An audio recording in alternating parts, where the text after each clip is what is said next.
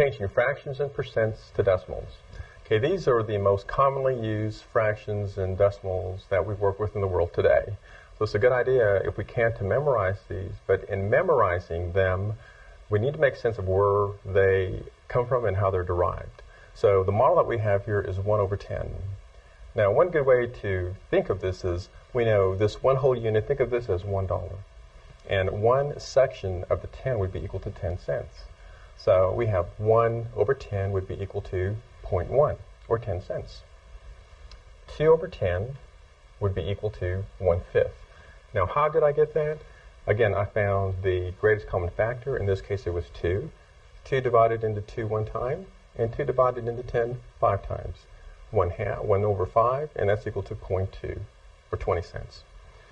3 over 10, 0.3, 30 cents. 4 tenths reduces to 2/5, which is equal to 0.4.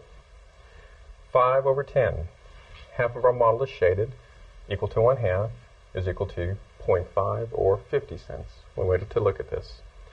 6 over 10 reduces to 3/5, that's equal to 0.6. 7 tenths is equal to 0.7. 8 tenths reduces to 4 over 5, and that is equal to 0.8. 9 over 10 would be equal to 0.9. Again, think of this in terms of money. 9 over 10, 90 cents. 0.9, 90 cents. 10 over 10, the whole thing is shaded, it would be equal to 1 whole unit. The next model we have is 1 over 8. 1 over 8 would be equal to 0.125, or 125 thousandths. 2 over 8 would be equal to, or reduces to 1/4, which is equal to 0.25, or 25%. Can you see the connections now? Okay, 3 over 8 would be equal to 0.375. 4 over 8, 1/2 of the model is shaded, is equal to 1/2, is equal to 0.5, or 50%. 5 over 8 is equal to 0.625. 6/8 is equal to, or reduces to, 3/4, which is equivalent to 0.75. 7 over 8 is equal to 0.875. And of course, 8 over 8 equal to 1 whole unit. The whole model is shaded in. Our third model that we're looking at is 1 over 5. And again, we know that, think of this as $1. And if this $1 is divided into equal segments of 5, then every segment would be equal to 20 cents.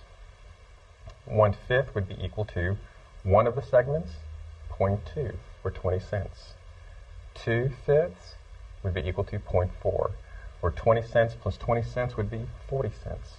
So can you see how we're making sense of this? 3 over 5 would be equal to 0.6, or 60 cents.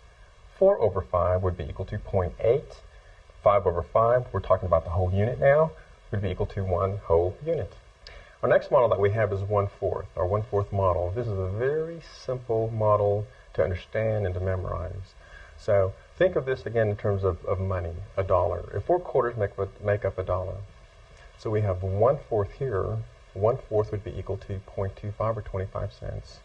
2/4, half, would be equal to, of course, 1/2, which would be equal to 0.5, or 50 cents.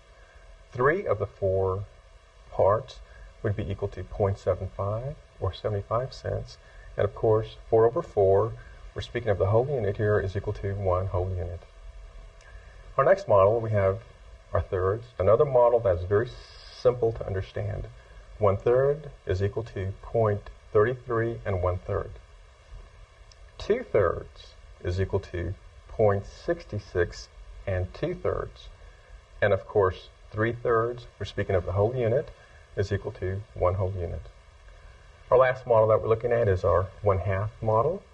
1/2, think of $1. 1/2 of $1 would be equal to 0.5, or 50 cents. And of course, 2 over 2, we're speaking of the whole dollar amount, 1 whole unit. This is Linda, who works for Advanced Publishing. And this is an order blank. And we're going to sort of make believe that we're getting a phone order, but I'm the phone, and I'm going to be placing the order. and someone's ordering these books. Linda, what is the price for these books? $9.95. They're $9.95. So they like to order Light Your Candle, Okay. Proud Rooster and Little Hen, Mayor for a Day, Okay. The Ugly Caterpillar, Time Remote, and King of the Pond. Okay. Now, what is the cost for these 6 books? And what is the local sales tax here, Linda? Local sales tax is 8.25% here in Texas. So in Texas, it's 8.25 or 8.25%. What is the total cost for these 6 books, including the sales tax? Let's do the math. The 6 books sold for $9.95 each, and the sales tax is 8.25%. Let's first figure the cost of the books for the 6 books. So that's $9.95 times 6. 6 times 5 is 30. 6 times 9 is 54. Plus 3 is 57. Again, 6 times 9 is 54. Plus 5 is 59. And 2 places over. So the 6 books cost $59.70. Now we have to add the sales tax to that. Now what is 8.25%? 8.25% equals, we know now from the chart that 1/4% is 0.25. So it's 8.25%. And later on in the next series, we're going to be teaching you about the calculator. And with calculators, most calculators, you have to put in decimal points. So it's important to know this here. So it's 8.25%. Now we want to multiply that, and all we have to do now is change that into a decimal. 8.25%. Move it over 2 places, and that becomes 0.825. Now we multiply the cost of the 6 books by 0.0825. Let's do the math. 0, 35, 45 plus 3 is 8. 5 times 5 is 25, 29. 2 times 0 is 0. 14. 2 times 9 is 18, 19. 2 times 5 is 10, plus 1 is 11. And 8 times 0 is 0. 8 times 7 is 56. 8 times 9 is 72, plus 5 is 77. 8 times 5 is 40, and 7 is 47. Let's add these numbers together. 0, 5, 12, 19, 25, 5, 12. That's 9. There's 4. Now we have to be careful to count the decimal places. 1, 2, 3, 4, 5, 6. 1, 2, 3, 4, 5, 6.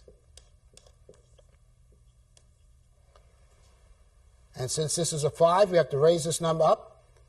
So the sales tax would be $4.93.